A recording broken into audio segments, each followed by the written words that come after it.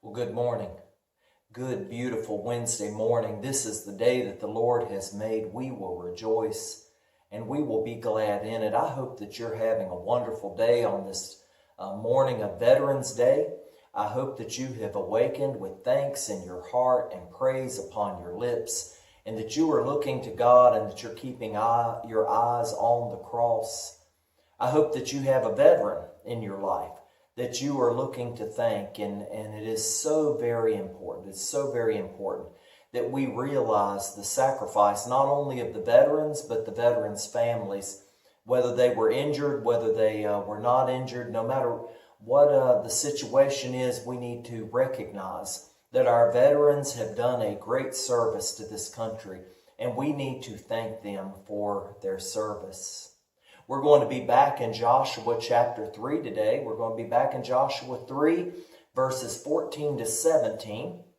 And we are going to finish out the very miraculous story of Joshua and the children of Israel crossing over the river Jordan. So we're going to finish this out. Let's read the verses together. It says, "So it was, when the people set out from their camp to cross over the Jordan, with the priest bearing the ark of the covenant before the people, and as those who bore the ark came to the Jordan, and the feet of the priest who bore the ark dipped in the edge of the water, for the Jordan overflows all its banks during the whole time of the harvest, that the waters which came down from upstream stood still and rose in a heap very far away at Adam, the city that is beside Zaretan. So the waters that went down into the sea of the Arabah, the salt sea, failed and were cut off, and the people crossed over opposite Jericho. Then the priest who bore the ark of the covenant of the Lord stood firm on dry ground in the midst of the Jordan, and all Israel crossed over on dry ground until all the people had crossed completely over the Jordan." Such a miraculous story here in the book of Joshua, and we are blessed to be able to read it. Now, there's a few things I want to point out here. The very first thing is found in the very first verse there with verse 14. Verse 14, it was when the people followed the instructions of God that he acted. They didn't wake up in the morning and look out of their tent door and find the Jordan already parted and them just able to take steps across the Jordan. That's not how it worked. It was when the people set out. It was when the priest stepped up to the edge and put their feet in that the Jordan did what it did, and then when it began to part. It wasn't until the priest's feet dipped into the edge of the water there in verse 15 that the Jordan started to pile up. It says that when they dipped their feet in the edge of the water, and the water, remember, the Jordan was overflowing. It does at this time of year, at this time of the harvest. Verse 16, it says that the waters which came down from upstream stood still and rose in a heap very far away at Adam, the city that is beside Zaretan. Now, it's very important that we understand something here. The priest had to take the steps. The children of Israel had to be obedient. They stepped to the river Jordan. They stepped into the river Jordan. They were faithful, although there were floods everywhere they looked. Although this river was raging by them, they took those steps of faith. And as soon as they stepped in, the river began to pile up. And it says that it piled up as far as Adam. It started there. So that city of Adam, something we need to understand, is 15 miles away from where the children are going to be crossing over. So it's very important that we see this miracle for what it is. Not only did God pile the Jordan up for 15 miles, that's incredible. 15 miles back. But remember that rivers have tributary streams.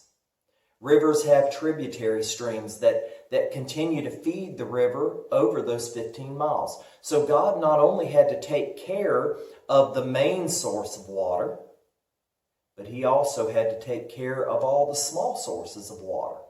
See, God's solution was complete. We need to walk away with that. So the first thing is that the children of Israel took steps, as they should have, faithfully and in obedience, stepped into the water. But then I want you to see that God, the powerful God, the God that controls it all, gave a complete solution. They didn't have to go stream by stream by stream and ask God to take care of the tributaries. No, God took care of those. And I want to tell you in your own life, that when you are obedient, when you follow God's instructions, when you put your feet into the source of the water and you are taking the steps that God is telling you to take, that God will see after each thing. We don't need to spend all day, every day, worrying about all of these little pieces. God is providing a complete solution to us, and we need to be faithful in that.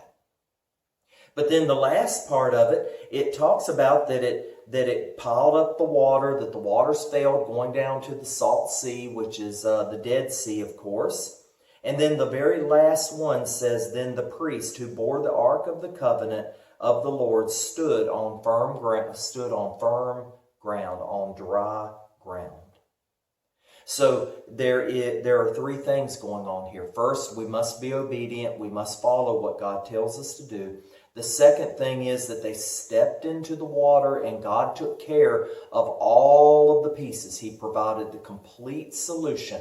And then the third thing is that the priest and the people, because the people were crossing over on the same ground that the priests are standing on, that they stood on firm ground. So we need to stand on that firm ground of faith, even when we are in the midst of the water, when we are in the midst of the crossing. We need to stand on that firm ground of faith and believe that God is going to take care of things. I can't imagine the sight that they were seeing.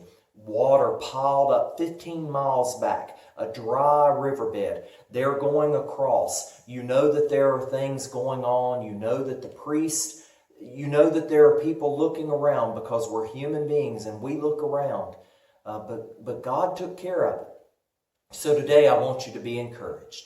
I want you to be encouraged that when you are obedient, when you are stepping into the water as God is calling you to do, that God is going to provide that complete solution, and that we need to stand firmly on the ground of faith, on the Word of God, knowing that no matter what is going on, no matter what we see around us, that God is providing He is providing the complete solution, as long as we are standing firmly on His Word and we are following obediently. I want you to be encouraged today. Find a veteran today to thank, and do something nice for a veteran today on this beautiful Veterans Day. I am praying for you. I know you are praying for me.